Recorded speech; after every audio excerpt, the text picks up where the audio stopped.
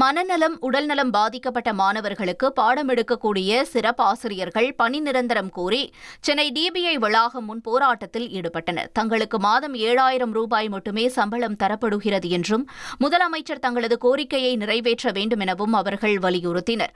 1 மணி நேர போராட்டத்திற்கு பிறகு அவர்களை போலீசார் கைது செய்து அழைத்து சென்றனர். பகுதி நேர ஆசிரியர்கள் கோரிக்கை தொடர்பான அறிவிப்பை முதலமைச்சர் ஸ்டாலின் சட்டப்பேரவையில் விதி 110 கீழ் வெளியிட உள்ளதாக தகவல் வெளியாகியுள்ளது.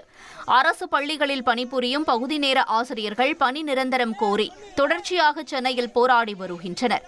இதற்கிடையே சங்க நிர்வாகிகளை அழைத்து அமைச்சர் அன்பில் மகேஷ் பேச்சுவார்த்தை நடத்தினார். மேலும் பகுதி நேர ஆசிரியர்கள் குறித்த அறிவிப்பு விரைவில் வெளியாகும் என்றும் அவர் தெரிவித்தார். அதன்படி சட்டப்பேரவையில் விதி 110 கீழ் பகுதி நேர ஆசிரியர்கள் குறித்த அறிவிப்பை முதல்வர் வெளியிடுவார் என்று எதிர்பார்க்கப்படுகிறது. இனி செல்லும் இடமெல்லாம் செய்தி. தந்தை டிவியின் வாட்ஸ்அப் சேனலை ஃபாலோ பண்ணினா செல்ல இருக்கும் இடமெல்லாம் செய்தி. இதோ QR கோட் இப்பவே ஸ்கேன் பண்ணுங்க, ஃபாலோ பண்ணுங்க.